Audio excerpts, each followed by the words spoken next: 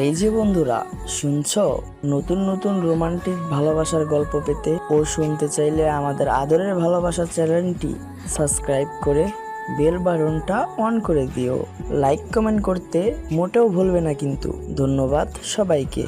এই গল্পটি শেষ পর্যন্ত শোনার জন্য অনুরোধ রইল। এই ছেলে, কি সমস্যা তোর? তুই এইভাবে আমার কোলের উপরে উঠে আসছিস কেন?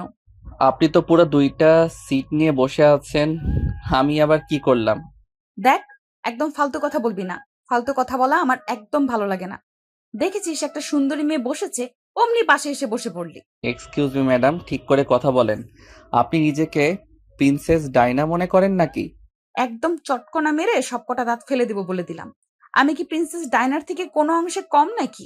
ওরে বাবারে বাবা, যেই না চেহারা তার নাম রাখছে পেয়ারা। দেখে তো মনে হয় শেওড়া গাছ থেকে একটা পেতনি নেমে এসেছে, আবার নিজেকে প্রিন্সেস ডায়নার চাইতে বেশি কিছু মনে করে। দেখ, এখন কিন্তু আমার খুব বেশি মেজাজ খারাপ হচ্ছে। আমি তোর কি করব তার কিন্তু কোনো ঠিক ঠিকানা নাই। চাইলে বিয়েও করতে পারেন, তোকে তো আমি। মন করে আদরও করতে পারেন। আমি কিন্তু একবারও নিষেধ করব না। ও আচ্ছা, তাই না? তোর আদর করা চাই, দাঁড়া। আমি তোকে আদর করছি, এমন আদর করব বাপ দাদা 14 গোষ্ঠীর নাম ভুলে যাবি, আর কোনোদিন এই নাম মনে রাখতে পারবি না। এই কথা বলে প্রিয়াঙ্কা একটানা আবিরকে কিল ঘুষি মারতে লাগলো। ততক্ষণে বাস কন্ট্রাক্টর সেখানে এসে পৌঁছালো। আর তাদের দুজনকে এভাবে ঝগড়াঝাটি করতে দেখে বাস কন্ট্রাক্টর বলতে লাগলো, কি ব্যাপার, কি হয়েছে? আপনারা এভাবে ঝগড়া করছেন কেন? সেটা আপনি আমাকে জিজ্ঞাসা করছেন কেন? এই উগান্ডারের বংশধরকে জিজ্ঞাসা করুন, আমি কিছু বলতে পারবো না। এই যে হ্যালো, এক্সকিউজ মি ম্যাডাম, আপনি উগান্ডারের বংশধর কাকে বলছেন? ভদ্র ভাষায় কথা বলুন। ভদ্র ভাষায় কথা বলবো, সেটাও আবার তোর সঙ্গে? এটা তুই ভাবলি কি করে? আপনাকে দেখেই বোঝা যাচ্ছে আপনি কথাটা অসভ্য অভদ্র ফ্যামিলিতে বিলং করেন। আপনার কাছ থেকে ভদ্র ভাষা কেউ আশা করবেই কি করে বলেন? দেখ, এখন কিন্তু একদম বেশি হয়ে যাচ্ছে বলে দিলাম। তখনই বাস কন্ট্রাক্টর তাড়াতাড়ি দুজনকে উদ্দেশ্য করে বলতে লাগলো, দেখুন, আপনারা প্লিজ ঝগড়াঝাটি থামান। এটা পাবলিক বাস, এখানে আপনারা ছাড়া আরো অনেক যাত্রী আছে। আপনাদের এসব ঝগড়াঝাটির জন্য তাদের সমস্যা হচ্ছে। এই ছেলেটাকে আমার চোখের সামনে থেকে সরান। কিন্তু ম্যাডাম, এটা ওর বুকিং করা সিট। আমি কিছুই জানতে চাই না, আর কিছু শুনতেও চাই না। আমি যদি এইটুকু বলতে চাই, আপনি 2 মিনিটের মধ্যে এই বান্দরটাকে এখান থেকে সরাবেন। মগের মূল্য পাইছেন নাকি? আপনার যদি আমাকে ভালো না লাগে তাহলে আপনি নিজেই এখান থেকে চলে যান, কিন্তু আমি এখান থেকে কোনোভাবেই সরছি না, সরবো না। এই বলে আবির ধপাস করে বাসের সিটে বসে পড়লো। তখনই প্রিয়াঙ্কা বলতে লাগলো, কিরে বয়রা, তোকে না বললাম এখান থেকে উঠে অন্য জায়গায় গিয়ে বসতে? তারপরও তুই এখানে বসে আছিস কেন? তোর কি লজ্জা শরম নেই নাকি? কেন? আমি কি এখানে উলঙ্গ হয়ে এসেছি নাকি যে আমার লজ্জা করবে? তুই তো বড্ড বেয়াদব। কিন্তু ভার্সিটিতে তো সবাই আমাকে সুপার হিরো বলে ডাকে। ও আল্লাহ, তুমি আমাকে রক্ষা করো। কেন? আল্লাহ আপনাকে কুয়োর মধ্যে ফেলে দিয়েছেন নাকি? তুই যাবি এখান থেকে? ঘুমাবো এখন। এই বলে তখনই আবির বাসের সিটে হেলান দিয়ে নাক ডাকতে শুরু করে দেয়। এটা দেখে প্রিয়াঙ্কা রাগে ফুসফুস করতে থাকে। আর তখন বাস কন্ডাক্টর প্রিয়াঙ্কাকে বলে, আই অ্যাম সরি ম্যাডাম, আমার কিছু করার নেই। আপনি প্লিজ ওনার পাশের সিটে বসে পড়ুন। অনেকটা রাস্তা দাঁড়িয়ে দাঁড়িয়ে তো আর যেতে পারবেন না।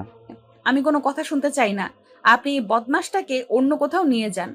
আই অ্যাম সরি ম্যাডাম, সেটা সম্ভব নয়, কারণ অলরেডি আমাদের বাসের সমস্ত সিট বুকিং হয়ে গেছে। তাছাড়া আপনি নিজেও দেখতে পাচ্ছেন পাশে অন্য কোনো সিট খালি নেই। তাই এসব কথা বলে কোনো লাভ হবে না। এই কথা বলে বাস কন্ডাক্টর সেখান থেকে চলে গেল। আর প্রিয়াঙ্কাকে অবশেষে বাধ্য হয়ে সেই সিটেই বসে পড়তে হলো। এদিকে আবির সত্যি সত্যি ঘুমিয়ে গেছে, কারণ সবে মাত্র রাত 10:30 বাজে। বাস ছেড়ে ছাড় বাড়িতে গিয়ে পৌঁছাতে তার ভোর 5টার মতো বেজে যাবে। এত রাত জেগে থাকার তো কোনো প্রশ্নই ওঠে না। তাই ঘুমিয়ে ঘুমিয়ে যাওয়া যাবে। তো ভিউয়ার্স, আপনারা মনে হয় এই গল্পের আগাগোড়া কিছুই বুঝতে পারছেন না। তো চলুন একটু ফ্ল্যাশব্যাক থেকে ঘুরে আসি আর আপনাদের বিষয়টা বুঝিয়ে বলি। আবির, তোমাকে যে আজ গ্রামের বাড়িতে যেতে হবে সেটা কি তোমার মনে আছে? আম্মু, আমি কখনোই ওই বাড়িতে যেতে চাই না। তারপরেও কেন তুমি আমাকে জোর করছো? প্লিজ আম্মু, আমাকে ওই বাড়িতে যাওয়ার কথা বলো না। বাবা, তোকে ওই বাড়িতে যেতেই হবে, কারণ মিতু তোর আপন বড় বোন। আম্মু, কিন্তু তারপরেও সেই মানুষগুলোর চেহারা আমি দেখতে চাই না, যারা তোমাকে মূল্যায়ন করেনি, তোমাকে তোমার সন্তানের কাছ থেকে বিচ্ছিন্ন করেছে, আমাকে বাবার আদর থেকে বিচ্ছিন্ন করেছে।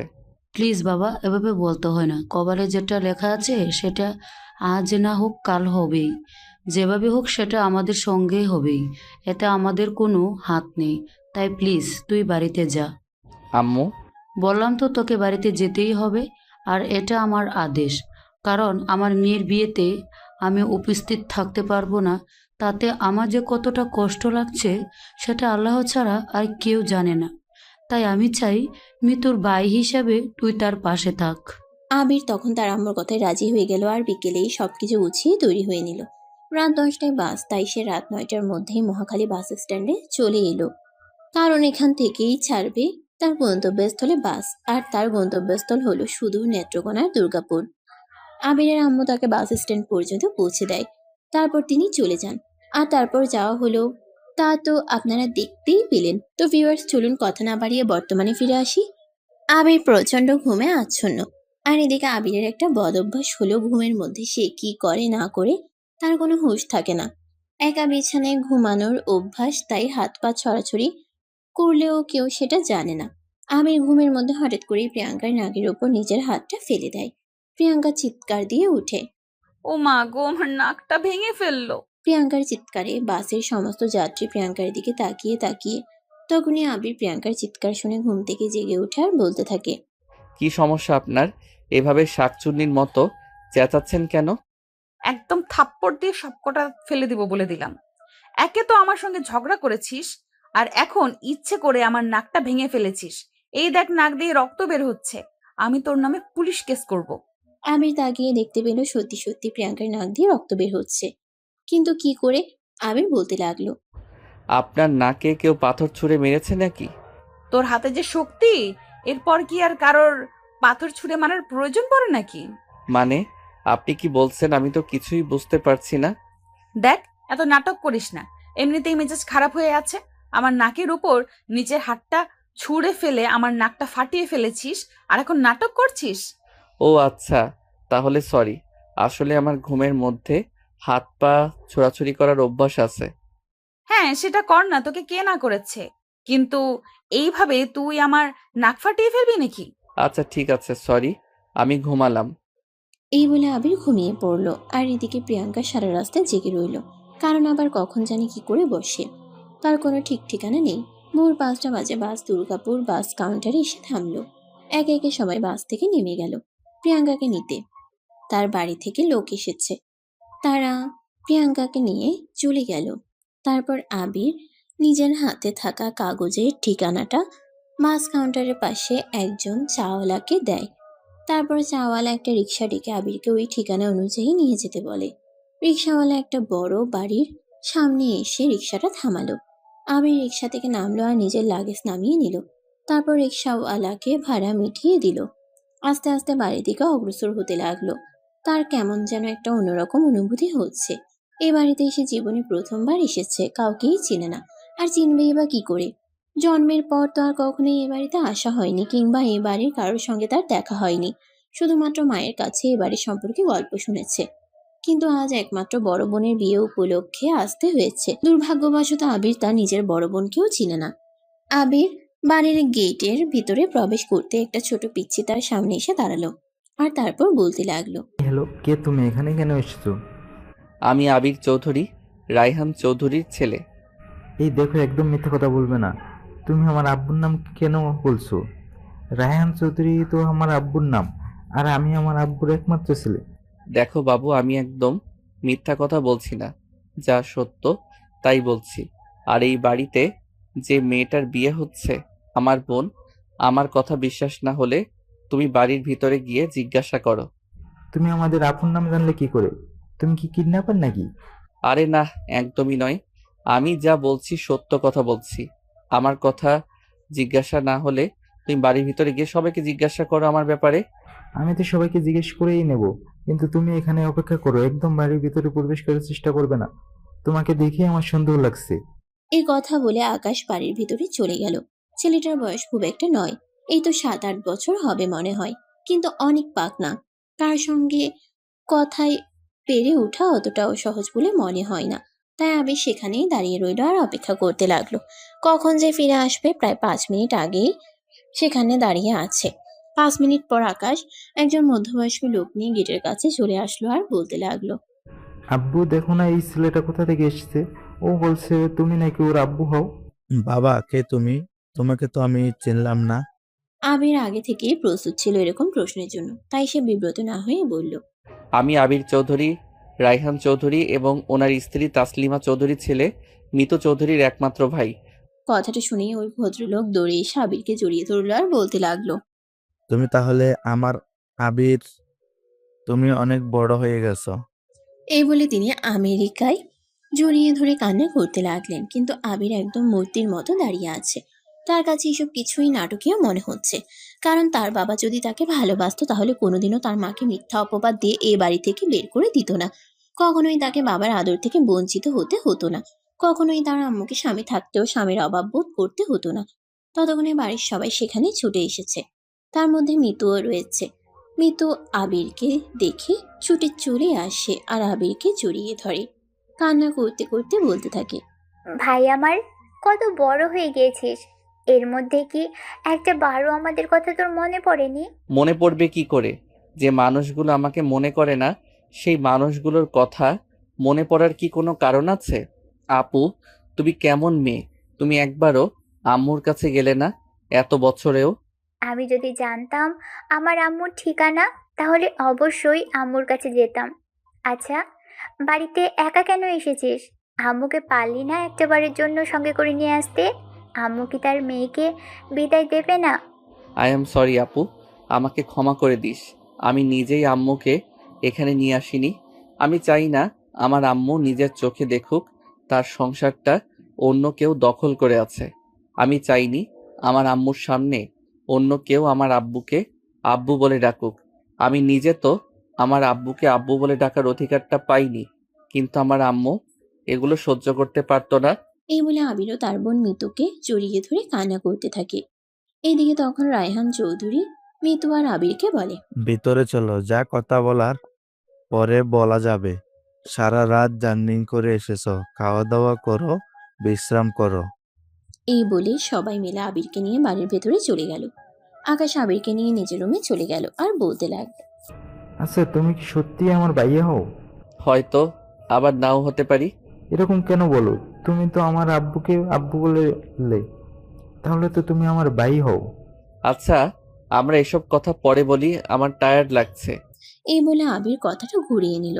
কারণ আকাশ ছেলেটাকে দেখতে পিচ্ছি মনে হলেও সে কিন্তু খুবই চালাক, তাই আবির তার সঙ্গে বেশি কথা বলতে চায়নি। আবির ফ্রেশ হয়ে এসে নাস্তার টেবিলে চলে গেল আর তখনই তার চক্ষু চড়ক গাছ। নাস্তা টেবিলে বসে আছে প্রিয়াঙ্কা আর প্রিয়াঙ্কাকে দেখেই শেষ রাগে ফুসফুস করতে থাকে। প্রিয়াঙ্কা তখন নাস্তা করছিল, আবিরকে সে খেয়াল করেনি। আবির প্রিয়াঙ্কার সামনে দাঁড়িয়ে বলতে থাকে। এই মেয়ে, আপনি এখানে কি করছেন? তখনই প্রিয়াঙ্কা চোখ তুলে তাকিয়ে আবিরকে দেখতে পায় আর বলতে থাকে, আমার বাড়িতে আমি কি করছি সেটার কৈফিয়ত তোকে দিতে হবে নাকি? বাই দ্য ওয়ে, তুই কি আমাকে ফলো করতে করতে আমার বাড়ি পর্যন্ত চলে এসেছিস নাকি? হোয়াট? আপনার বাড়ি মানে? তখনই আকাশ সেখানে এসে পৌঁছায় আর বলতে থাকে, ভাইয়া এটা হলো প্রিয়াঙ্কা, বড় জেঠুর মেয়ে। মানে? মানে আমি এই বাড়ির বড় ছেলে রফিক চৌধুরীর একমাত্র আদরের রাজকন্যা। আশা করি বুঝতে পেরেছিস। এখন বল, তুই এখানে কি করছিস? কি করছিস সেটাই তো বুঝতে পারছি না। এভাবেই দুজনের মধ্যে কথা হচ্ছিল। তখনই সেখানে প্রিয়াঙ্কার আম্মু এসে উপস্থিত হয় আর আবির আর প্রিয়াঙ্কাকে বলে, কি রে, কি হয়েছে? তোরা দুজনে কি নিয়ে কথা বলছিস? ভাই বুঝি পরিচয় হওয়ার আগেই গল্প করা শুরু করে দিয়েছিস? ভাই বোন মানে তুমি কি বোঝাতে চাইছো? এই ছেলেটা আমার কোন জন্মের ভাই আমি তো সেটাই বুঝতে পারছি না। এই হলো আবির, তোমার ছোট চাচার ছেলে। ও যখন ছোট ছিল তখন তোমার চাচি ওকে নিয়ে বাড়ি থেকে চলে গিয়েছিল, তারপর আর কখনো এখানে আসেনি। এখন মিতুর বিয়ে উপলক্ষে তোমার দাদা ভাই ওকে ডেকে পাঠিয়েছে, তাই ও এখানে এসেছে। সবগুলো কথা প্রিয়াঙ্কার মাথার উপর দিয়ে গেল। সে কোনো কিছুই বুঝতে পারল না। ইনফ্যাক্ট কোনো কিছু বোঝার প্রয়োজন মনে করলো না। সে নাস্তা করে সেটা নিজের রুমে চলে গেল। আর এদিকে আবির বাড়ির বড় ছেলে, এই প্রথমবার বাড়িতে এসেছে, তাই সবাই তাকে অনেক আদর যত্ন করে খাওয়াতে লাগলো। সবার আতিথেয়তায় আবির অনেকটাই মুগ্ধ হলো। আর মনে মনে ভাবতে লাগলো, সবাই যদি এতটাই ভালো, তাহলে কেন তার আম্মুকে এই সংসার ছেড়ে চিরদিনের মতো চলে যেতে হলো? কেন তার আম্মুকে নিজের সন্তানের কাছ থেকে দূরে থাকতে হলো? কিন্তু সে কোনো উত্তর খুঁজে পেল। নাস্তা শেষ করে আবির রুমে চলে গেল। ব্যালকনিতে দাঁড়িয়ে আছে একা একা। তখনই আবারও পাকনা আকাশ তার পাশে এসে দাঁড়ায় আর বলতে থাকে, ভাই আমাদের পুকুরে অনেক মাছ আছে, বড়শি নিয়ে মাছ ধরতে যাবে। আমি তো জানি না কিভাবে মাছ ধরতে হয়। এত বড় ছেলে হয়েছো, এটাও জানো না? তুমি চলো আমার সঙ্গে, আমি তোমাকে শিখিয়ে দেবো, আমি খুব ভালো মাছ ধরতে পারি। এই বলে আকাশ আবিরের হাত ধরে টানতে টানতে পুকুরের পাড়ে এনে দাঁড় করালো। মোটামুটি বড় সাইজের একটা পুকুর, চারদিকে নানা রকম ফলের গাছ, পুকুরের ঘাট বাঁধানো। খুব মনোরম একটা পরিবেশ, এখানে বসে সারাটা বিকেল কাটিয়ে দেওয়া যাবে। আবিরকে পুকুরের ঘাটে বসিয়ে আকাশ বড়শি নিয়ে চলে আসে। আকাশ আবিরকে শিখিয়ে দিতে থাকে কিভাবে পুকুরের পানিতে বড়শি ফেলে মাছ ধরতে হয়। আকাশ এই বিষয়টা খুব উপভোগ করছিল, কারণ সে তো শহরে বড় হয়েছে। এসব দৃশ্য দেখার মতো সুযোগ তার কখনোই হয়ে ওঠেনি। হঠাৎ করে আকাশ আবিরের হাতে বড়শিটা দিয়ে বলতে লাগলো, ভাই এবার তুমি দেখো তো, তুমি মাছ ধরতে পারো কিনা, আমার একটু হিসেব হয়েছে, আমি এক্ষুনি আসছি। এই কথা বলে আকাশ সেখান থেকে চলে গেল। তখনই হঠাৎ আবির দেখতে পেল তার বড়শিতে একটা মাছ ধরেছে। আবির যেই না বড়শি টান দিয়ে উঠাতে যাবে, তখনই সেটা একটা কিছুর সঙ্গে গেঁথে গেল। তখনই শোনা গেল এক চিৎকার। ওরে মা গো, বাবা গো, আমাকে মেরে ফেললো। হ্যাঁ ভিউয়ার্স, আপনারা একদমই ঠিকই শুনেছেন, এটা প্রিয়াঙ্কার চিৎকার। আবির তাকিয়ে দেখলো তার বড়শিতে একটা ট্যাংরা মাছ ধরা পড়েছে। আর আবির যখন ছিপ টান দিয়েছিল, তখনই প্রিয়াঙ্কার গানের মধ্যে বেঁধে যায় সেটার কাঁটা, একটু বিষ যুক্ত আর একটু ধারালো। প্রিয়াঙ্কার চিৎকার শুনে বাড়ির সবাই সেখানে চলে এলো। এদিকে আবির হাঁ করে তাকিয়ে আছে, সে কি করবে কিছুই বুঝতে পারছে না। বাড়ির লোকজন এসে প্রিয়াঙ্কার গান থেকে ট্যাংরা মাছটা ছাড়িয়ে নিল। আর তখন আবিরের দিকে হাঁ করে তাকিয়ে আছে। আবির কি করবে কিছুই বুঝতে পারছে না, সে তো একদম বোকা বনে গেল। তখনই প্রিয়াঙ্কার আম্মা আবিরকে বলতে লাগলো, এটা তুমি কি করলে বলো? সরি, আমি বুঝতে পারিনি। দেখ, একদম নাটক করতে আসবি না। আমি জানি তুই জেনে শুনে আমার সঙ্গে এরকম করছিস। যখন থেকে তোর সঙ্গে আমার দেখা হলো, তখন থেকেই তুই আমার পেছনে পড়েছিস। প্রিয়াঙ্কা, ও এটা জেনে শুনে করেনি, আনফরচুনেটলি হয়ে গেছে। কারণ সবাই খুব ভালো করে জানে আবির শহরের ছেলে, গ্রামের পরিবেশে অভ্যস্ত নয়। আম্মু, অবশেষে তুমিও কিনা এই ছেলেটার পক্ষ নিয়ে কথা বলছো? আমি বলছি ও একদম মিথ্যা কথা বলছে, এসব কিছু জেনে শুনেই করেছে। ততক্ষণে আকাশ সেখানে এসে উপস্থিত হয় আর বলতে থাকে, আরে ভাইয়া, আমি একটু হিসু করতে গেলাম আর ততক্ষণে তুমি ফুটো করে দিয়েছো। আকাশের কথা শুনে সবাই আকাশের দিকে হাঁ করে তাকিয়ে আছে। তখনই আকাশ সবাইকে উদ্দেশ্য করে বলতে লাগলো, আরে তোমরা আমাদেরকে কেন হা করে তাকিয়ে আছো? আমি তো শুধু এটাই বললাম, আমি একটু হিসু করতে গেলাম আর ততক্ষণে আবির ভাইয়া প্রিয়াঙ্কা আপুর কান ফুটো করে দিয়েছে। বাই দ্য ওয়ে, ভালোই হয়েছে, আপু তো এত বড় হয়েও কান ফুটো করেনি, তাই আবির ভাইয়া একটা ভালো কাজ করেছে। তুই তো একটা বাদরের হাড্ডি, আর এখন তো একটা নতুন বাদরের হাড় দিয়েছে, যুক্ত হয়েছে এখানে। এখন তো মনে হয় এই বাড়িতে টিকে থাকাটাই মুশকিল হয়ে যাবে। তুমি কাকে বাদরে হাত দিয়ে বলছো? তুমি একটা শয়তান মেয়ে। দেখ, ভালো হবে না বলে দিচ্ছি। তুই এই বদমাসটার পক্ষ নিয়ে আমার সঙ্গে ঝগড়া করছিস। দেখো আপু, তুমি একদম আমার ভাইয়াকে বদমাইশ বলবে না। আমার ভাই সত্যি একজন ভালো মানুষ, তুমি বদমাইশের হাড্ডি। ভাই চলো তো এখান থেকে, তুমি এখান থেকে না গেলে প্রিয়াঙ্কা আপু তোমাকে বাজে কথা বলতেই থাকবে। এই বলে আকাশ আবিরের হাত ধরে টানতে টানতে সেখান থেকে নিয়ে চলে গেল খেলার মাঠে, যেখানে প্রতিদিন আকাশ তার বন্ধুদের সঙ্গে খেলা করে। আকাশ আবিরকে তার বন্ধুদের সঙ্গে পরিচয় করিয়ে দিতে লাগলো। এদিকে দেখতে দেখতে বিকেল হয়ে আসে। আকাশ আর আবির বন্ধুদের সঙ্গে মাঠে খেলা করতে থাকে। তখনই হঠাৎ করে আবিরের ফোনে একটা ফোন আসে। আবির মোবাইলটা হাতে নিয়ে দেখে একটা আননোন নাম্বার থেকে ফোন এসেছে। অনিচ্ছা সত্ত্বেও আবির ফোনটা রিসিভ করে, আর তখনই অপর প্রান্ত থেকে শুনতে পায়, আবির, কোথায় তুমি? তোমাকে দেখতে পাচ্ছি না যে। আমি আকাশের সঙ্গে খেলার মাঠে এসেছি। ঠিক আছে, তুমি ওখানেই অপেক্ষা করো, আমি আসছি। এই বলে রায়হান চৌধুরী ফোনটা কেটে দিল। আর তারপর কিছুক্ষণের মধ্যেই একটা গাড়ি নিয়ে সেখানে চলে আসলো। আমির ততক্ষণে আকাশকে নিয়ে সেখানে এসে পৌঁছায়। তখনই রায়হান চৌধুরী বলতে থাকে, চলো, তোমাকে নিয়ে একটু শপিং করতে যাব। তোমার বোনের বিয়ে বলে কথা। কিন্তু আমি তো তোমার কাপড়ের সাইজ জানতাম না, তাই তোমার জন্য কিছু কেনাকাটা হয়নি। আজ তোমাকে আমি তোমার পছন্দ মতো কিছু কেনাকাটা করে দিতে চাই। আব্বু, তুমি শুধু ভাইয়াকেই কেনাকাটা করে দেবে, আমাকে কি দেবে না? তুমি তো অনেক কেনাকাটা করেছ, তোমার আর কোনো কেনাকাটা করার প্রয়োজন নেই। মন খারাপ করো না, আমি তোমাকে কিনে দেব।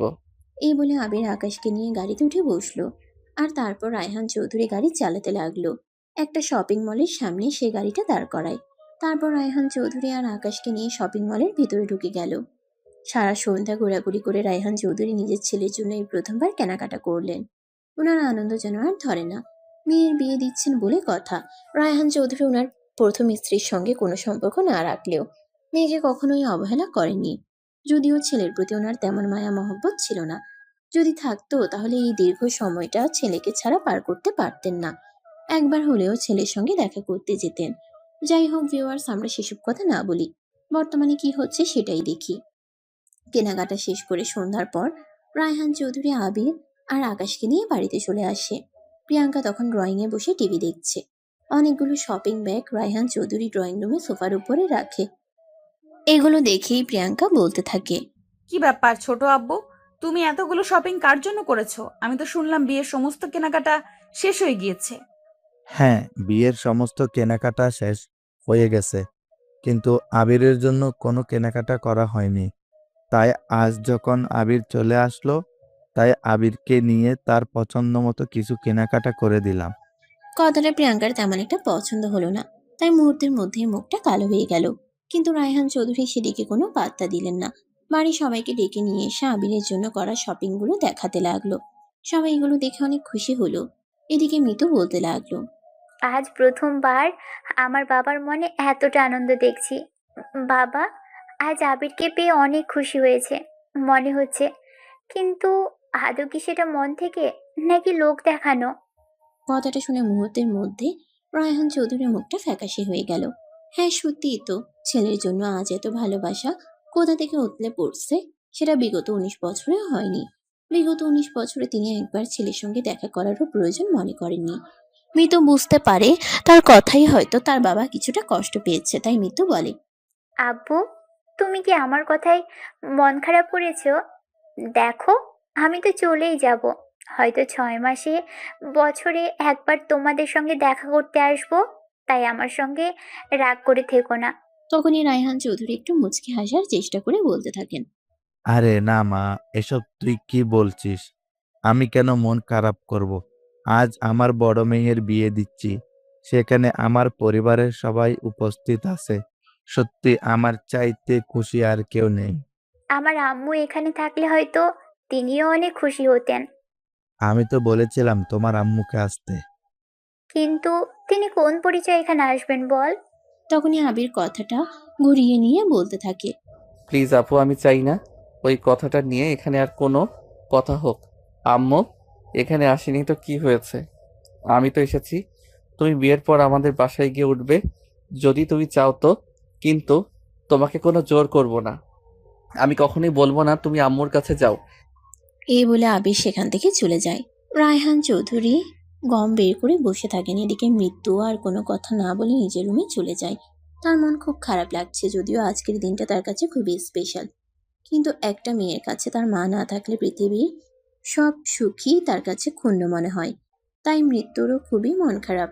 মৃত্যু একা একা ব্যালকনিতে বসে আছে। তখনই আবির পিছন থেকে এসে মৃত্যুর কাঁধে হাত রাখে আর বলে, আপু মন খারাপ করিস না, যা হওয়ার তা হয়ে গেছে।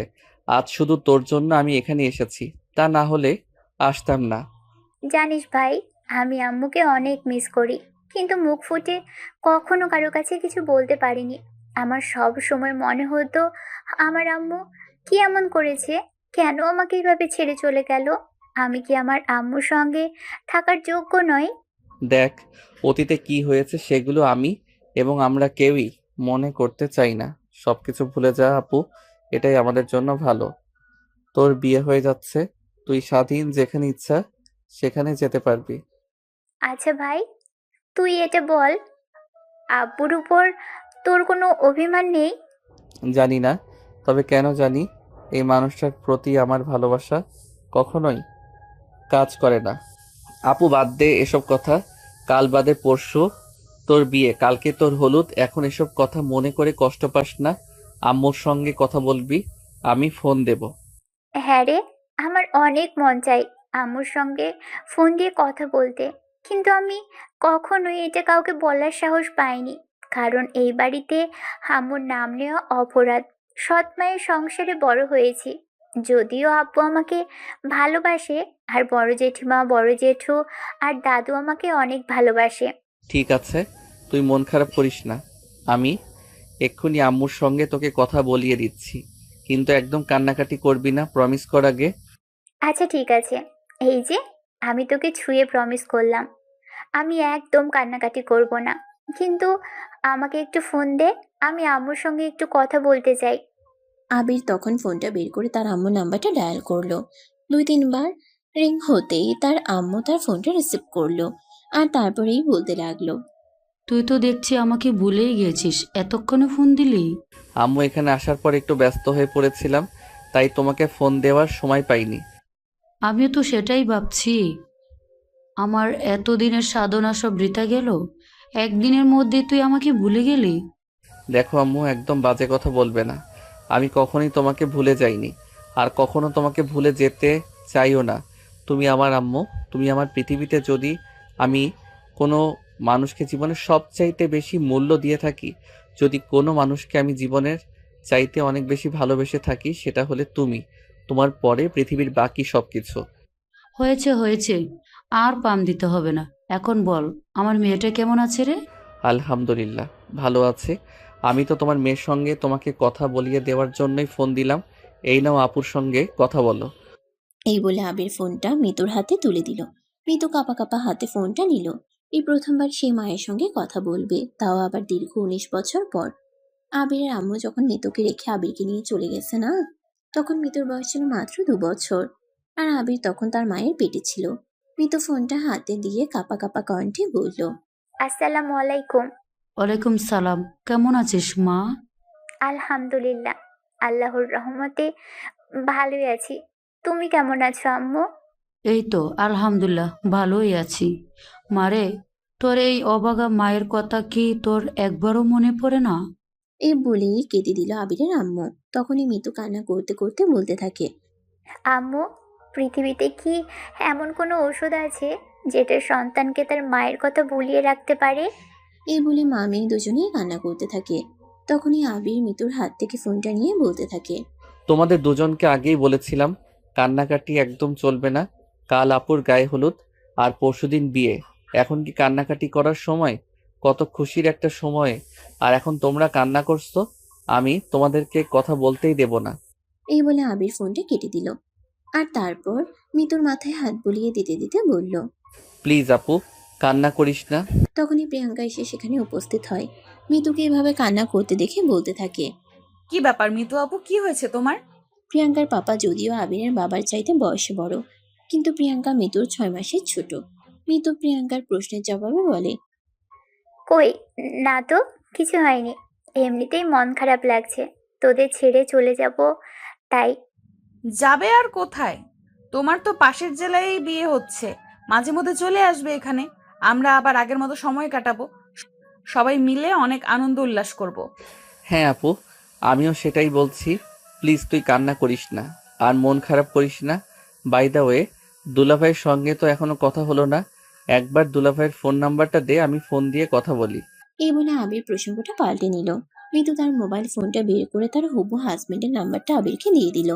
আবির তখনই ওই নাম্বারে ফোন দিয়ে তার হবু দুলাভাইয়ের সঙ্গে কথা বলতে লাগলো। এদিকে প্রিয়াঙ্কা মিতুকে নিয়ে চলে গেছে বাইরে, বাগানে বসে আছে।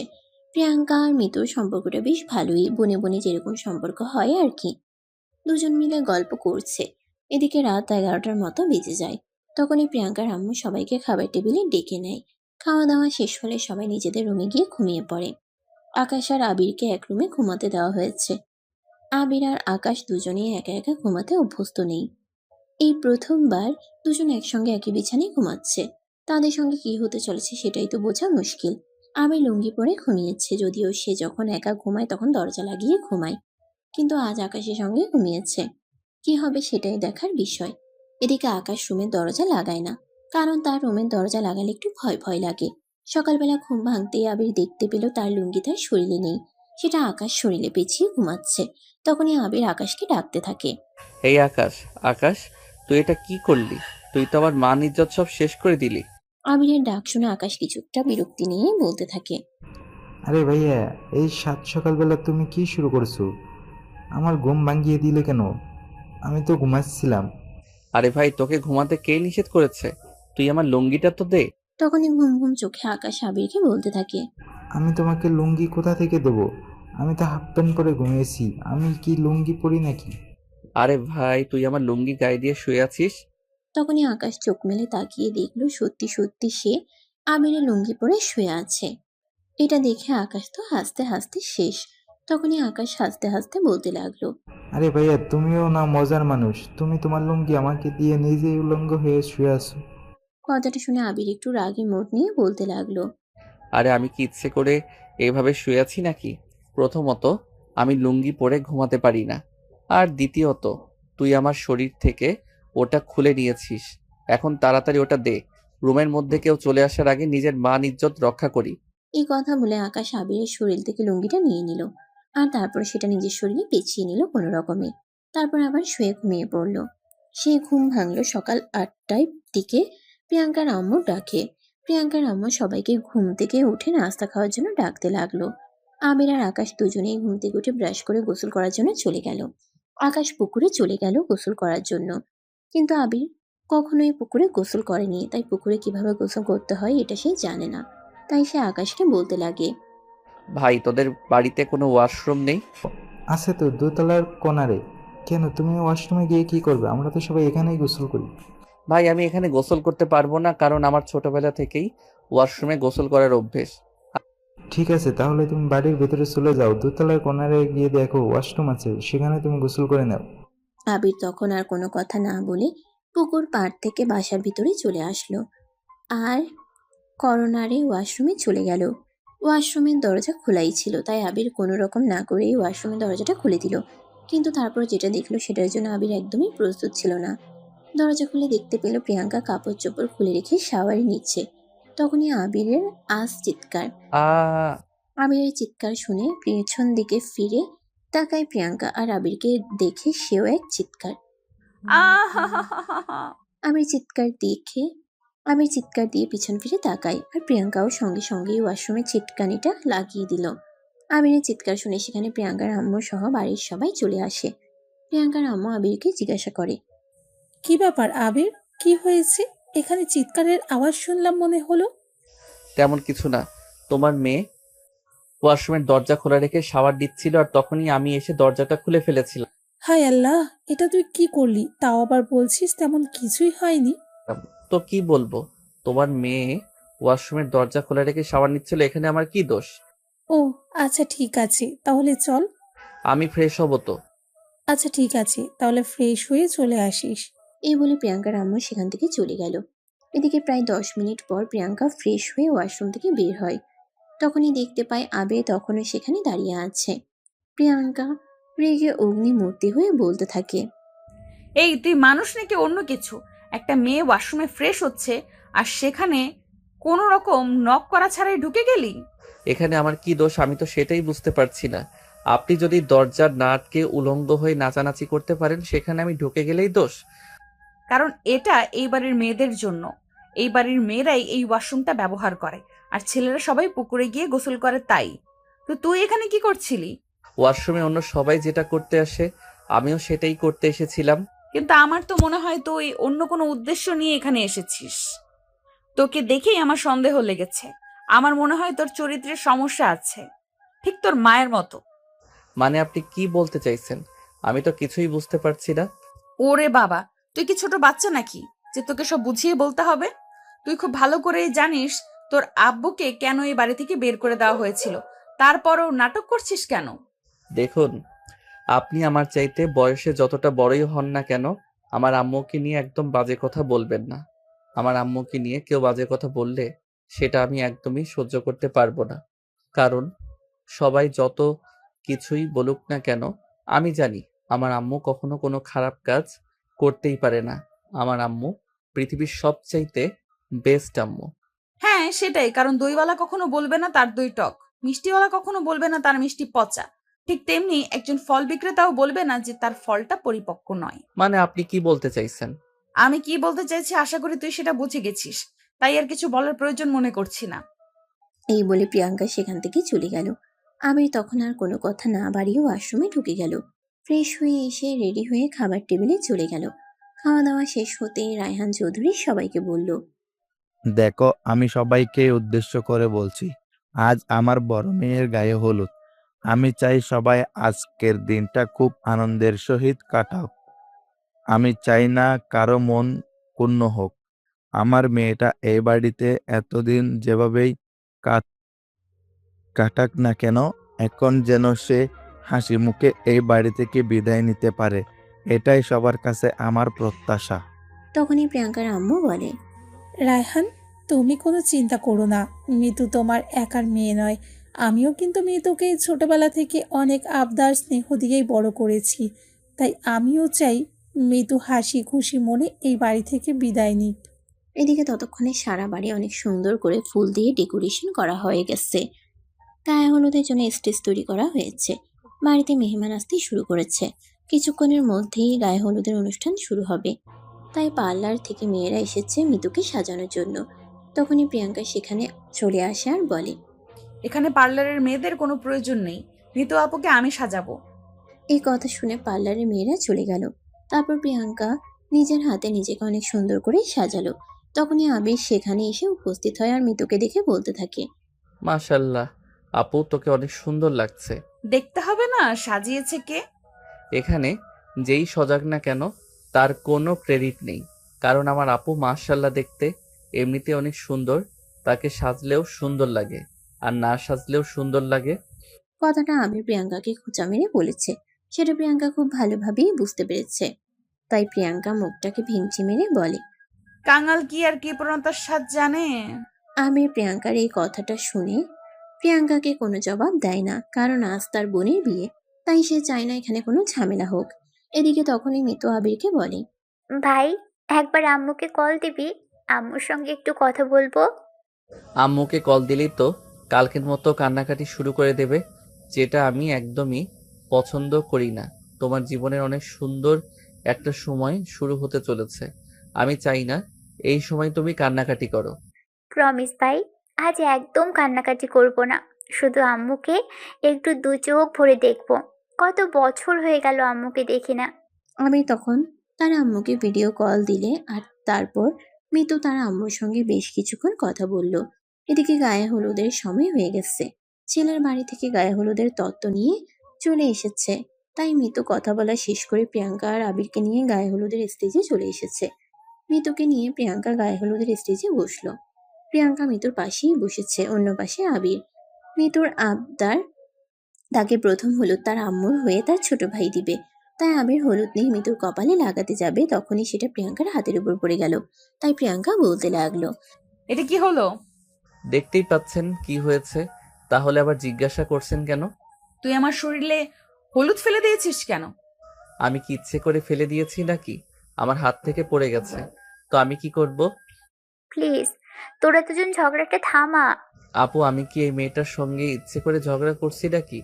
এই মেয়েটা আমাকে জ্বালিয়ে মারছে, যখন থেকে দেখা হয়েছে তখন থেকে শুধু ঝগড়াই করে যাচ্ছে। এই দেখ, একদম বাজে কথা বলবি না। আমি আবার তোর সঙ্গে কখন ঝগড়া করলাম? তুই তো নিজেই এসেছিস আমার সঙ্গে ঝগড়া করতে, আর নিজের থেকে আমার সঙ্গে যা ইচ্ছা তাই করতে চাচ্ছিস। এই মিথ্যেবাদী মেয়ে, একদম মিথ্যে কথা বলবেন না। সেই বাসে তখন থেকে আপনার জন্য দেখা হয়েছে, তখন থেকেই আপনি আমার পেছনে পড়েছেন।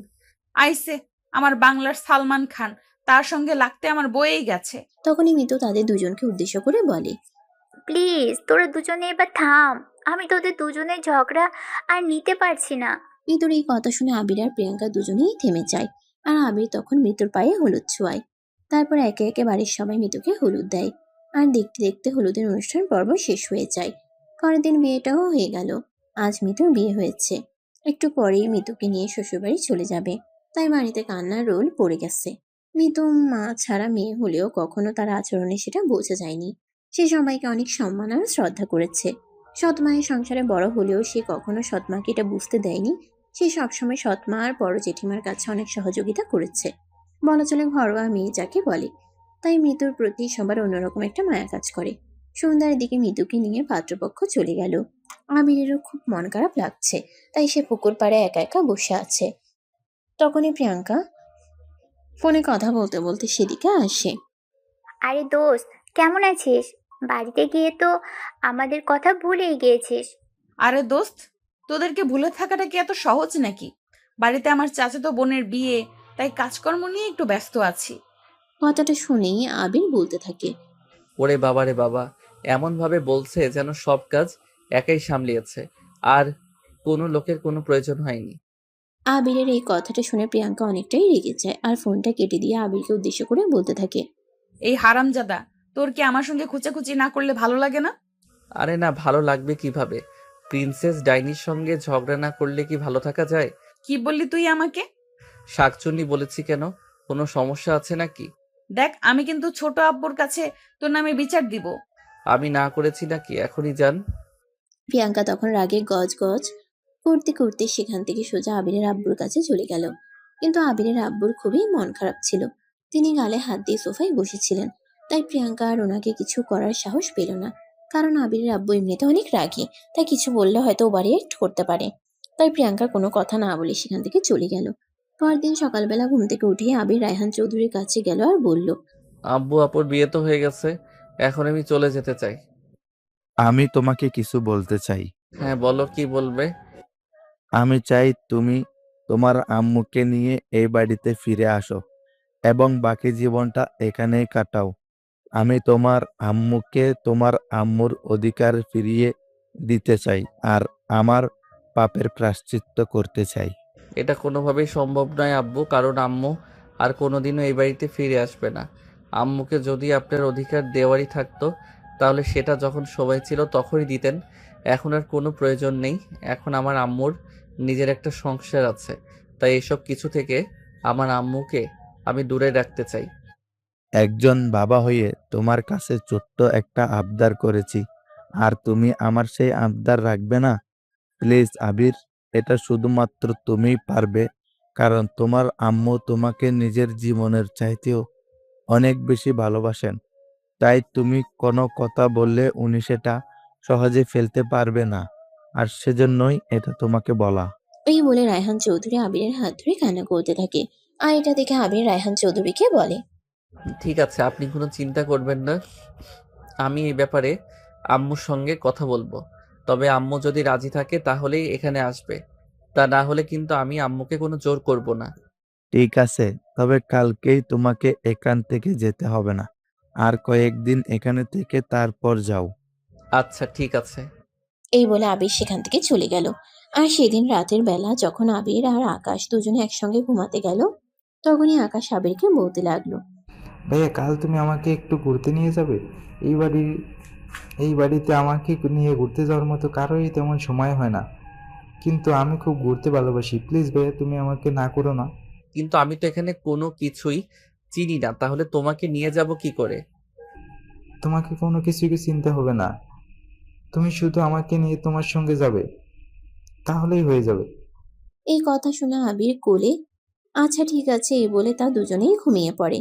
পরের দিন সকালবেলা ঘুম থেকে উঠে আকাশ রেডি হয়ে নেয় আর তারপর আবিরকে ঘুম থেকে ডেকে তুলে। আবির ঘুম থেকে উঠে ফ্রেশ হয়ে রেডি হয়ে তারপর নাস্তার টেবিলে যায় নাস্তা করার জন্য। আবির আর আকাশ দুজনেই সেজেগুজে রেডি হয়ে আছে। এটা দেখে প্রিয়াঙ্কা আবিরকে বলে। কিরে, এইভাবে হনুমানের মতো সেজে কোথায় যাচ্ছিস? যেখানে সেখানে আপনাকে কোনো কৈফিয়ত দিতে হবে নাকি?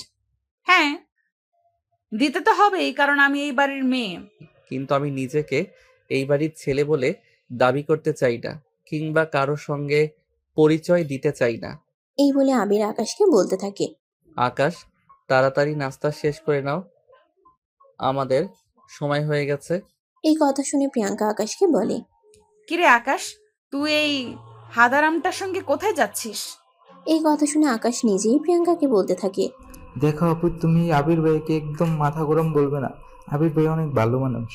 এই বাড়িতে তো কারোরই সময় হয় না আমাকে নিয়ে ঘুরতে যাওয়ার জন্য, তাই আবির ভাইয়া আর আমি নিজেই ঘুরতে যাচ্ছি। তুই এই বদমাইশটার সঙ্গে ঘুরতে যাবি? আমি তো তোকে কোনোভাবেই একা একা এই বদমাইশটার সঙ্গে ঘুরতে যেতে দিতে দিব না। আমিও তাদের সঙ্গে যাব। তাহলে আপনি নিজেই নিয়ে যান, আমি আপনার সঙ্গে যাব না। আরে ভাইয়া না, একদম নয়। আমি আপুর সঙ্গে যাব না, আমি তোমার সঙ্গেই যাব। এই বলে আকাশ আর আবির দুজনেই নাস্তা শেষ করে বের হয়ে যাচ্ছিল। তখনই পিছন থেকে প্রিয়াঙ্কা আবারও বলতে থাকে, আরে কি হলো? আমি না তাদেরকে বললাম আমিও তোদের সঙ্গে যাব? তাহলে তোরা আমাকে ফেলে রেখে চলে যাচ্ছিস কেন? এই বলে প্রিয়াঙ্কা সেখান থেকে চলে আসে। সেখানে চলে আসে আর তারপর আকাশ আর আবির একটা সিএনজি ভাড়া করে বাসা থেকে বের হয়ে যায়। তখন ছিল শরৎকাল, তাই আকাশ সিএনজি ওয়ালাকে তাদের নিয়ে সোমেশ্বরী নদীর তীরে যেতে বলে। সিএনজি ওয়ালা আকাশের কথা অনুযায়ী তাদেরকে সোমেশ্বরী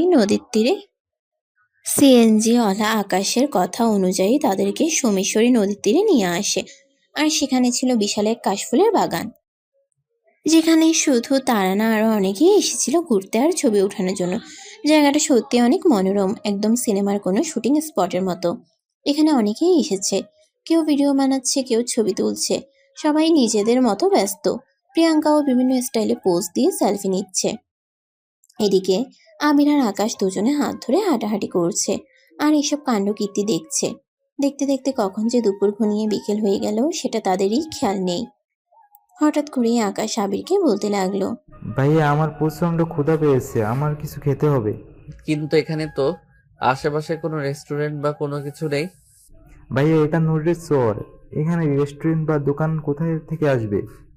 খাবার খেতে হলে এখান থেকে বের হয়ে শহরের দিকে যেতে হবে। ঠিক আছে, চলো তাহলে যাওয়া যাক। এই বলে আবির আর আকাশ চলে আসছিল। তখনই পিছন থেকে প্রিয়াঙ্কা চিৎকার করে বলতে লাগলো, এই তোরা কই যাচ্ছিস? আমার খুব ক্ষুধা পেয়েছে, তাই আমরা চলে যাচ্ছি। তোরা চলে যাচ্ছিস সেটা আমাকে বলিসনি কেন? তোরা চলে গেলে কি আমি এখানে বসে থাকবো নাকি? ইচ্ছে হলে শুয়ে থাকতে পারেন, তাতে আমাদের কোনো সমস্যা নেই। কারণ আমরা তো আর ইচ্ছে করে আপনাকে এখানে নিয়ে আসিনি, তাছাড়া আমরা বলিও নি আপনাকে এখানে আসতে। আমি ইচ্ছে করেই তোদের সঙ্গে এসেছি, তাই বলে আমাকে এখানে একা ফেলে তোরা চলে যাবি? এটা কোন ধরনের কথা? আমি তো সেটাই বুঝতে পারছি না। তোমাকে এত কিছু বুঝতে হবে না, তোমার যদি যাওয়ার ইচ্ছে থাকে তাহলে চলে আসো, না হলে আমরা যাচ্ছি। এই বলে আবির আর আকাশ এগোতে থাকে। প্রিয়াঙ্কা তখন আর কোনো উপায়ান্তর না পেয়ে তাদের পিছন পিছন আসতে থাকে। তারা একটা অটো নিয়ে শহরের ভিতরে চলে আসে এবং সেখানের একটা রেস্টুরেন্টে ঢুকে দুপুরের খাবারটা খেয়ে নেয়। তারপর তারা বাড়ির দিকে রওনা দেয়। সেদিন সন্ধ্যাবেলা হঠাৎ করে আবিরের দাদু খুব বেশি অসুস্থ হয়ে পড়েন। ওনার হার্ট অ্যাটাক হয়, তাই বাড়ির সবাই মিলে ওনাকে দুর্গাপুর উপজেলা স্বাস্থ্য কমপ্লেক্সে নিয়ে যান। কিন্তু ওনার অবস্থা খুবই খারাপ ছিল, তাই ডাক্তার ওনাকে ময়মনসিংহ মেডিকেল কলেজে রেফার করেন। ওখানে নিয়ে যেতে যেতে রাত আনুমানিক 3টের কাছাকাছি বেঁচে যায়। তারপর হসপিটালে ভর্তি আর ডাক্তার দেখানোর সকালবেলা ডাক্তার এসে বেশ কিছুই টেস্ট করাতে বলে। টেস্ট করানো শেষ হলে রিপোর্ট নিয়ে আবিরের আব্বু ডক্টরের কাছে চলে যান। আর তারপর তিনি যেটা শোনেন, এটার জন্য তিনি একদমই প্রস্তুত ছিলেন না। ডক্টর, আমার মায়ের কি অবস্থা? টেস্টের রেজাল্ট কেমন? অবস্থা খুব একটা ভালো নয়। তাছাড়া এখন তার বয়স হয়েছে। তাই হাজারটা রোগ ওনার শরীরে বাসা বেঁধেছে। আমাদের মনে হয় উনি বেশ কিছুদিন ধরে কিছু একটা বিষয় নিয়ে চিন্তা করছিলেন। আর তাই এভাবে হঠাৎ করে অসুস্থ হয়ে পড়ছেন। এটা আপনি কি বলেছেন? আমাদের সংসারের যত ঝামেলা সব কিছু তো আমরা দুই ভাই মিলে সময় সামালি। তাহলে উনি কেন কোনো বিষয় নিয়ে চিন্তা করতে যাবেন? দেখুন, উনি কি বিষয় নিয়ে চিন্তা করছে সেটা তো আমরা বলতে পারবো না। কারণ আমরা তো আর উনার মনের ভিতর ঢুকতে পারছি না। তাই এটা আপনাদেরকেই জানার চেষ্টা করতে হবে। কারণ আপনারা ফ্যামিলির মানুষ। আপনাদেরকে এর কারণটা খুঁজে বের করতে হবে। আচ্ছা ঠিক আছে ডক্টর, আমরা দেখছি। এই বলে আবিরের আব্বু ডাক্তারের কাছ থেকে কেবিনে চলে আসেন। তখনই আবির তার আব্বুর সামনে গিয়ে দাঁড়ায় আর বলতে থাকে, কি হলো আব্বু? ডাক্তার কি বলেছে? দাদুর কি হয়েছে? আবিরের আব্বু তখন আবিরকে সবকিছু খুলে বলল। আর তারপর তারা সবাই মিলে সিদ্ধান্ত নিল উনি একটু সুস্থ হলে তারপরে ওনার সঙ্গে কথা বলবেন। 2 দিন পর ওনাকে হসপিটাল থেকে রিলিজ করা হলো। তারপর ওনাকে নিয়ে বাসায় চলে আসলো। এখন উনি মোটামুটি সুস্থ, তাই ফ্যামিলির সবাই মিলে ওনার রুমে গেলেন ওনার সঙ্গে কথা বলার জন্য। মা, আমরা তো বেঁচে আছি, তাহলে তুমি কি এমন বিষয় এত গভীরভাবে চিন্তা করছো যেটা তোমার হার্টের উপর প্রভাব ফেলে দিল? আমি তোদেরকে একটা কথা বলতে চাই। তোরা কি আমার কথাটা রাখবি? মা, আমাদের বাবা বেঁচে নেই। বাবা মারা যাওয়ার পর তুমি আমাদের সবাইকে অনেক যত্ন করে মানুষ করেছো। তাই আমাদের হাজার কষ্ট হলেও তোমার কথা কখনোই অমান্য করব না। বলো তুমি কি চাও? একটু চিন্তা ভাবনা করে বল, কারণ আমি যেটা বলেছি এটাতে হয়তো বাড়ির অধিকাংশ মানুষের অমত থাকতে পারে, কিন্তু তোর কাছে এটা আমার অনুরোধ। তুমি কোনো চিন্তা করো না। তোমার কথা রাখতে আমি প্রয়োজন হলে বাড়ির সবার বিরুদ্ধে যাব, কিন্তু তোমার কথা কখনোই অমান্য করব না। তখনই আবিরের আব্বুর সঙ্গে বাড়ির সবাইও সহমত পোষণ করে। আর সবাই একসঙ্গে আবিরের দাদুকে প্রেশার দেয় তিনি কি নিয়ে এত চিন্তা করছেন সেটা বলার জন্য। তখনই আবিরের দাদু বলতে থাকে, সবাই চিন্তা ভাবনা করে বলছিস তো? হ্যাঁ, আমরা সবাই খুব ভালোভাবে চিন্তা ভাবনা করে তারপরই বলছি। এখন বলো তুমি কি বলবে? আমি চাই প্রিয়াঙ্কার সঙ্গে আবিরের বিয়ে দিতে। কথাটা শুনে মুহূর্তের মধ্যে ঘরের পরিবেশ থমথমে হয়ে গেল। কেউ কিছু বলছে না, সবাই চুপচাপ দাঁড়িয়ে আছে। আবিরের দাদু এমন কিছু বলতে পারে যে কেউ কল্পনাই করেনি। প্রায় 10 মিনিট কেটে গেল এই নীরবতার মধ্যে। তখনই হঠাৎ আবিরের দাদু বলতে থাকে, কিরে, কি হলো? তোরা সবাই এইভাবে চুপ হয়ে দাঁড়িয়ে আছিস কেন? আমি তো আগেই তোদেরকে বলেছিলাম, তোরা যদি আমার কথা রাখতে পারিস তাহলেই আমি বলবো, নয়তো বলবো না। কিন্তু মা, এটা তুমি কেমন কথা বলছো? প্রিয়াঙ্কা আবিরের চাইতে বয়সে বড়। তাছাড়া প্রিয়াঙ্কা এখন যথেষ্ট বড় হয়েছে। তার নিজস্ব একটা মতামত আছে। আমরা চাইলেই তার উপরে জোর করে কোনো কিছু চাপিয়ে দিতে পারি না। এটা তোমাকে বুঝতে হবে। দেখ, জীবনে অনেক পাপ করেছি, এখন আমি আমার পাপ মোচন করতে চাই। আমি আবিরের আম্মুকে অনেক কষ্ট দিয়েছি, আবিরকে তার বাবার আদর থেকে বঞ্চিত করেছি। আমি আবিরকে তার সবকিছু ফিরিয়ে দিতে চাই। সেটার জন্য তো অন্য আরো অনেক উপায় আছে। তুমি চাইলে আমার পুরো সম্পত্তি অর্ধেক আমি আবিরের নামে লিখে দিব। কিন্তু তাই বলে প্রিয়াঙ্কার সঙ্গে বিয়ে দেওয়া এটা আমি মেনে নিতে পারছি না। এতক্ষণ ধরে প্রিয়াঙ্কা সবকিছু চুপচাপ শুনলেও এখন আর সে চুপ থাকলো না। চিৎকার দিয়ে বলতে লাগলো, তুমি কি মগের মুল্লুক পেয়েছো নাকি? তোমার যা ইচ্ছা হবে তুমি তাই করবে? তুমি ভেবেছোটা কি আমি এই হারামজাদাটাকে বিয়ে করব? কখনোই না। এই বাড়ির সবাই খুব ভালো করেই জানো, এই বাড়ির সমস্ত সম্পত্তি আমার স্বামী আমার নামে লিখে দিয়ে গেছেন, আর সব সম্পত্তি এখনো আমার নামেই রয়েছে, আমি কাউকেই দেইনি। যদি তোমরা আমার এই সিদ্ধান্ত মেনে না নাও, তাহলে আমি আমার সমস্ত সম্পত্তি আবিরের নামে লিখে দেব এবং সবকিছু থেকে তোমাদের আমি বঞ্চিত করব। এখন সিদ্ধান্ত তোমাদের, তোমরা নিজেদেরকে সবকিছু থেকে বঞ্চিত করবে নাকি আমার সিদ্ধান্ত মেনে নেবে? তখনই প্রিয়াঙ্কা বলতে থাকে, তোমার সম্পত্তি তুমি যাকে ইচ্ছা তাকে দাও, তাতে আমার কিছুই যায় আসে না।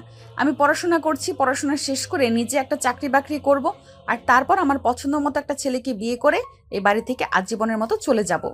তাই তোমার সম্পত্তির উপর আমার কোনো আগ্রহ নেই। এই কথা বলে প্রিয়াঙ্কা তখনই সেখান থেকে চলে যাচ্ছিল। কিন্তু ঠিক তখনই পিছন থেকে প্রিয়াঙ্কার আব্বু প্রিয়াঙ্কাকে বলে, প্রিয়াঙ্কা, আমি তোমার বাবা হিসেবে তোমাকে আদেশ করছি, তুমি আবিরকে বিয়ে করো, কারণ আবির এবং তার আম্মুর সঙ্গে আমার যথেষ্ট অন্যায় করে ফেলেছি। এখন সময় এসেছে নিজেদের পাপ মোচন করার। তোমাদের যা ইচ্ছা তোমরা তাই করো, কিন্তু আমি এইটুকুন একটা পিচ্চি ছেলেকে বিয়ে করতে পারবো না। তাছাড়া এর সঙ্গে আমার মানসিকতার কোনো মিল নেই। বিয়ে করতে হলে অন্তত ম্যাচুরিটি থাকা প্রয়োজন। প্রিয়াঙ্কা, তোমার আব্বু একদম ঠিক কথাই বলেছেন। ম্যাচিউরিটি বয়সের সঙ্গে সঙ্গে হয়ে যাবে। তাই তোমার আব্বুর সঙ্গে আমিও সহমত। কিন্তু আমি এই বিয়ে করব না, আর করার কোনো প্রশ্ন ওঠে না। যেই বাড়ি থেকে আমার জন্মের আগে আমাকে বের হয়ে যেতে হয়েছিল, আজ শুধু আমি আমার বোনের বিয়ের জন্য এখানে এসেছিলাম, নয়তো কখনোই আসতাম না। আর আমি কখনোই কারোর কাছে আমার বাবার পরিচয় দেইনি। এখন নতুন করে আমার কোনো পরিচয়ের কোনো প্রয়োজন নেই। এই কথা বলে আবির তখনই ওই রুম থেকে বের হয়ে চলে গেল আর নিজের রুমে গিয়ে নিজের প্রয়োজনীয় সমস্ত জিনিসপত্র গুছিয়ে নিল। তারপর রুম থেকে বের হয়ে সিঁড়ি দিয়ে নিচে নেমে আসে। দেখতে পারে সবাই ড্রয়িং রুমে বসে আছে। আবির তার বাবার সামনে এসে দাঁড়ায় আর তারপর বলে, আমি আগেই বুঝতে পেরেছিলাম তোমরা নিশ্চয়ই কোনো উদ্দেশ্য নিয়ে আমাকে এখানে ডেকে পাঠিয়েছো, তাই আমি আসতে চাইনি। নেহাত আম্মু জোর করে আমাকে এখানে পাঠিয়েছে, তা না হলে তো আমি আসতামই না। তখনই আবিরের আব্বু আবিরের হাত দুটো ধরে ফেলে আর কান্না করতে করতে বলতে থাকে, প্লিজ বাবা, আমাকে আমার পাপের প্রায়শ্চিত্ত করতে দে। দেখ, একটা সন্তান যদি তার বাবা মায়ের কাছে হাজারটা ভুল করে তার বাবা মা তাকে ক্ষমা করে দেয়। আর আমি তোর বাবা না হয় একটা ভুল করেই ফেলেছি, তাই বলে কি তুই আমাকে ক্ষমা করতে পারবি না? এই বলে আবিরের আব্বু কান্না করতে থাকে। তখনই প্রিয়াঙ্কার আব্বু আবিরের সামনে এসে দাঁড়ায় আর বলে, আবির, আমি তোমাকে তোমার বড় জেঠু হিসেবে আদেশ করছি, তুমি তোমার বাবার কথা অমান্য করো না। দেখো, যেটা হওয়ার সেটা হয়ে গেছে, সেটা নিয়ে পড়ে থাকলে তো চলবে না। আমাদের ভবিষ্যৎ কি হবে সেটা নিয়ে আমাদেরকে চিন্তা করতে হবে।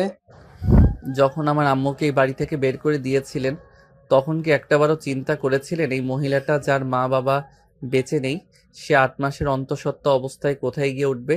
কই, তখন তো আপনারা একটাবারের জন্যও চিন্তা করেননি। বরঞ্চ আপনারা সবাই অনেক আনন্দ উল্লাস করতে করতে আমার বাবার দ্বিতীয় বিয়ের ব্যবস্থা করেন। তখন কোথায় ছিল আপনাদের এই মানবিকতা? হ্যাঁ বাবা, মানছি আমরা সবাই ভুল করেছি, কিন্তু তোমার তো এখন যথেষ্ট জ্ঞান বুদ্ধি হয়েছে। তুমি প্লিজ আমাদেরকে এই পাপের প্রায়শ্চিত্ত করার সে যদি দাও, আমরা আবার তোমার আম্মুকে এই বাড়িতে ফিরিয়ে আনতে চাই এবং তোমাকে তোমার অধিকার ফিরিয়ে দিতে চাই। সেই সঙ্গে আমার মায়ের আদেশও পালন করতে চাই। এই কথা বলে সবাই আবিরকে অনেক রিকোয়েস্ট করতে থাকে। বেশ কিছুক্ষণ চলে যাওয়ার পর আবির তাদের সবাইকে উদ্দেশ্য করে বলে, ঠিক আছে, আমি আপনাদের সিদ্ধান্ত মেনে নিলাম, কিন্তু আপনাদের বাড়ির মেয়েকে বিয়ে করতে পারবো কি পারবো না সে ব্যাপারে আমি আপনাদের কোনো কিছুই বলতে পারলাম না। কারণ ছোটবেলা থেকে আমার আম্মু আমাকে অনেক কষ্ট করে আমাকে লালন পালন করেছেন। স্বামী ছাড়া একটা মেয়ের সন্তান বড় করা কতটা কষ্টের সেটা শুধুমাত্র আমার আম্মু জানে। তাই আমি আমার ব্যাপারে আমার আম্মুকে ছাড়া কোনো সিদ্ধান্ত নিতে চাই না। আমার আম্মুকে যদি আপনারা রাজি করাতে পারেন তাহলে এই বিয়েতে আমার কোনো আপত্তি নেই, কিন্তু যদি আমার আম্মু রাজি না হয় তাহলে আমি কোনোভাবেই আপনাদের এই সিদ্ধান্তে সহমত পোষণ করতে পারবো না। ঠিক তখনই আবিরের আব্বু বলে, ঠিক আছে, কোনো সমস্যা নেই। তুমি এখানেই থাকো, আমি আজকেই তোমার আম্মুকে আনতে যাচ্ছি। এই কথা বলে আবিরের আব্বু তখনই রেডি হয়ে গেলেন আর তারপর সেদিন রাতে ঢাকার উদ্দেশ্যে রওনা দেন। সকালবেলা তিনি মহাখালী বাস স্ট্যান্ডে এসে নামেন আর তারপর সেখান থেকে একটা অটো নিয়ে আবিরদের বাসায় চলে যান। বাসার সামনে দাঁড়িয়ে কলিং বেল চাপ দিচ্ছেন, তখন সকাল 8টা বাজে। আবিরের আম্মু সবে মাত্র সকালে নাস্তা বানিয়ে খেতে বসেছেন।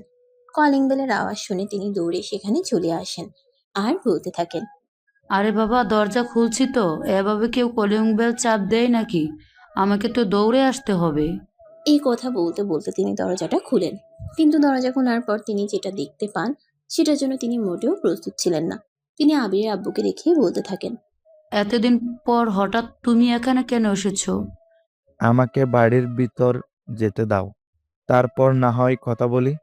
আমার তো মনে হয় না তোমার এই বাড়িতে প্রবেশ করার কোনো অধিকার আছে। কেন এসেছো এখানে? প্লিজ, তুমি আমার সঙ্গে আর অভিমান করে থাকো না। যা করেছি ভুল করেছি আমি। আমার পাপের প্রায়শ্চিত্ত করতে চাই। প্লিজ, তুমি একটাবার আমার সঙ্গে ঠান্ডা মাথায় বসে কথা বলো। আবিরের আম্মু তখন আর কোনো কথা না বলে আবিরের আব্বুকে ভিতরে আসতে দেয়। ড্রয়িং রুমে বসে আছে দুজনে। তখনই হঠাৎ আবিরের আব্বু আবিরের আম্মুর হাত ধরে বলে, আমি তোমাকে ফিরিয়ে নিতে চাই। তোমার অধিকার আবারও তোমাকে ফিরিয়ে দিতে চাই। আপনি মনে হয় নেশা করে এসেছেন, তাই পাগলের মতো এসব কথা বলছেন। না, আমি একদম ঠিক আছি এবং যা বলছি সুস্থ কথাই বলছি। আমরা সবাই মিলেই সিদ্ধান্ত নিয়েছি তোমাকে ওই বাড়িতে ফিরিয়ে নিয়ে যাব, আর তোমার হারিয়ে যাওয়া অধিকার তোমাকে আবারও ফিরিয়ে দেব। মিস্টার রায়হান চৌধুরী, আপনি এটা ভাবলেন কি করে? আপনি এসে আমায় বলবেন আর আমি আপনার সঙ্গে নাচতে নাচতে ওই বাড়িতে চলে যাব? দীর্ঘ 19টা বছর আমি কিভাবে কাটিয়েছি সেটা নিশ্চয়ই আপনারা জানেন না, তাই জানার চেষ্টাও করবেন না। এসেছেন ভালো কথা, চলে যান।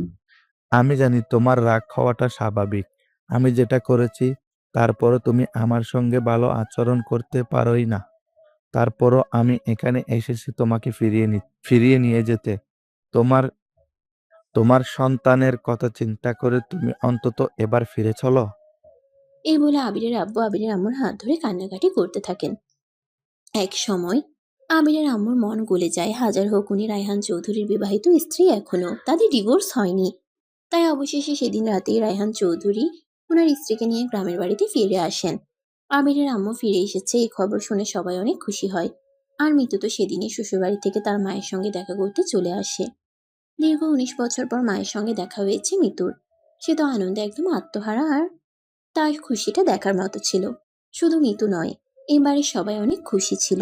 আবিরের আম্মুর ফিরে আসাতে শুধু একজন মানুষের মনে আনন্দ ছিল না, সেটা আকাশের আম্মু। কারণ সতীনের উপস্থিতি কেউই সহ্য করতে পারে না, কিন্তু তারপরেও আকাশের আম্মু সেটা প্রকাশ করলেন না। এদিকে আকাশ তো বড় আম্মুকে পেয়ে অনেক খুশি হয়।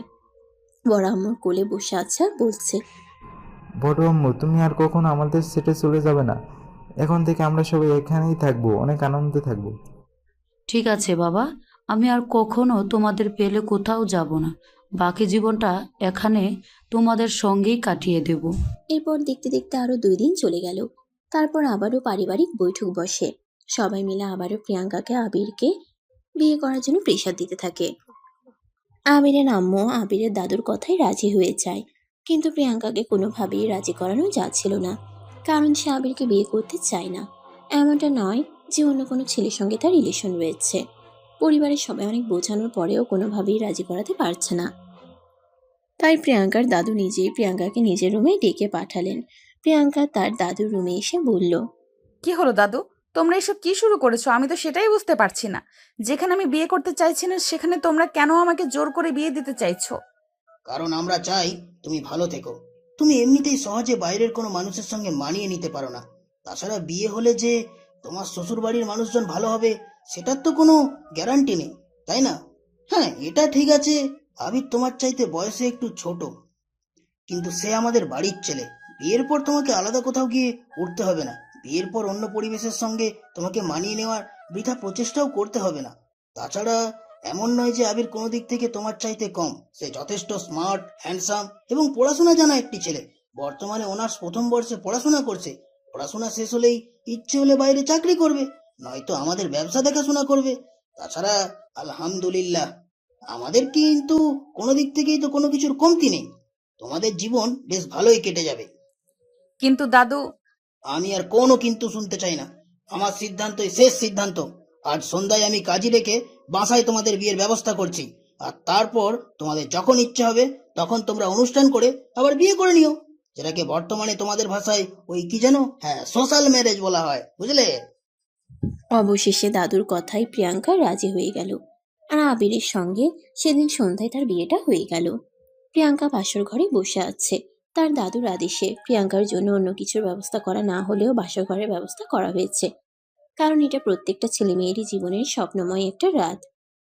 রাত 11টার দিকে আবির রুমে প্রবেশ করে।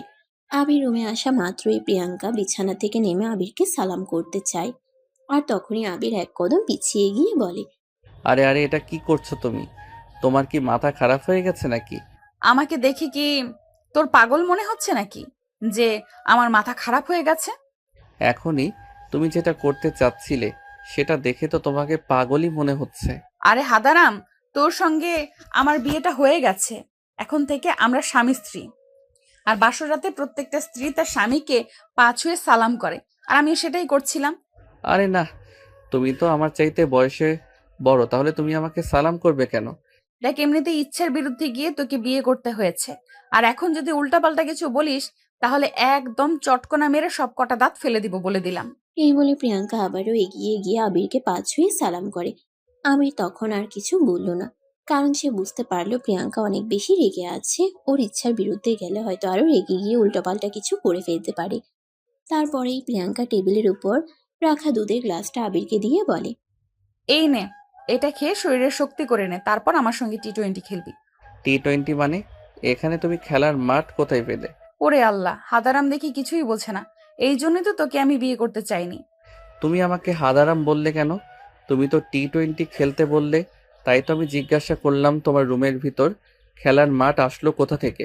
হয়েছে, বুঝেছি, আমাকে সবকিছু করতে হবে। এখন তুই আগে এই দুধটা খেয়ে নে। তখন আবির আর কোনো কথা না বলে গ্লাসে থাকা দুধ এক নিঃশ্বাসে খেয়ে ফেলে। আবির দুধের গ্লাসটা টেবিলের উপর রাখতেই প্রিয়াঙ্কা আবিরকে ধাক্কা দিয়ে বিছানার উপর ফেলে দিল। আর তারপর সে আবিরের বুকের উপরে উঠে গেল। এটা দেখে আবির বলতে লাগলো, আরে কি করছো তুমি? আমার বুকের উপর উঠছো কেন? আমি তো নিঃশ্বাস বন্ধ হয়ে মারা যাব। মরবি না, তোকে এখন টি-20 খেলা শেখাবো। এই বলেই প্রিয়াঙ্কা আবিরকে আর কোনো কথা বলার সুযোগ না দিয়ে তার ঠোঁট দুটো নিজের দখলে নিয়ে নিল। আর তারপর ইচ্ছে মতো চুমু খেতে লাগলো।